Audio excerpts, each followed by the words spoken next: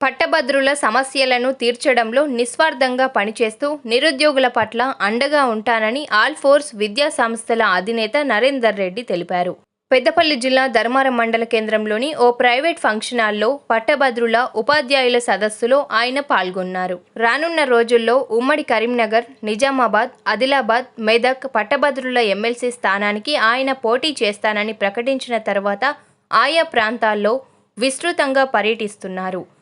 పట్టభద్రులతో పాటు ఉపాధ్యాయులను కలుస్తూ వరుస సమావేశాలను ఏర్పాటు చేస్తూ తనను ఎమ్మెల్సీగా గెలిపించాలని అభ్యర్థించారు.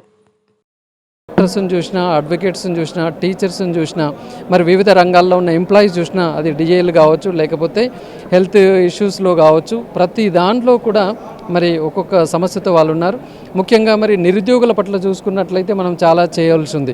యాజ్ ఏ గ్రాడ్యుయేట్ ఎమ్మెల్సీగా ఎవరు గెలిచినా కూడా అసలు నిజంగా చెప్పాలంటే నిరుద్యోగుల గురించే ఏం చేసినా కూడా సమయం సరిపోదు. ఎందుకంటే మరి వాళ్ళకి స్టడీ సర్కిల్ అని ఇంకా కూడా ఇంప్రూవ్ చేయాల్సిన అవసరం అయింది. అసలు 24 గంటలు లైబ్రరీలు ఓపెన్ చేసే విధంగా ఉండాలి. 24 గంటలు అన్ని లైబ్రరీలను కూడా ఈ లైబ్రరీలుగా మార్చుకోవాలి. తర్వాత తప్పకుండా అక్కడ 24 అవర్స్ వైఫై కనెక్షన్ ఇస్తూ మరి ఆన్లైన్ పరీక్షలు పిల్లలు ఫ్రీగా చేసుకునే విధంగా ఆ పట్టభద్రులకు అవకాశాలను కల్పించాల్సిన అవసరం కూడా ఎంతైనా ఉంది. మరి నిజంగా చెప్పాలంటే ఒక జాబ్ క్యాలెండర్ నిర్దిష్టంగా ఉండాలి.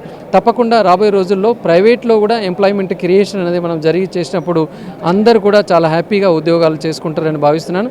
సో తప్పకుండా అవకాశం వస్తే ఎక్కడెక్కడైతే ఏ సమస్యలు మేము చేసినామో అవన్నింటినీ మరి నిస్వార్థంగా పట్టభద్రుల పక్షాన వహిస్తూ అది సాధించే వరకు మరి విశ్రమించానని చెప్పేసుకోండి. అంటే మేము వెళ్తున్నప్పుడు నిజంగా మేము కూడా పట్టభద్రుల కోవాలకి వస్తామా, మరి మేమైతే మా జీవిత కాలంలో ఇంతవరకు ఎన్రోల్మెంట్ చేసుకోలేదు, ఓటేలేదు అన్న వాళ్ళందరినీ కూడా డోర్ తట్టి ఎస్ మీరు పట్టభద్రులే, ఇగో ఎన్రోల్ చేసుకోండి, మరి November 6th is the last date for enrolment, తప్పకుండా ఇది ఓటు మీ హక్కుగా భావించండి, ఓటు వేయండి అని చెప్పేసి చాలా వివిధ రంగాల్లో ఉన్న పట్టభద్రులను ఎన్లైట్ చేస్తున్నాం.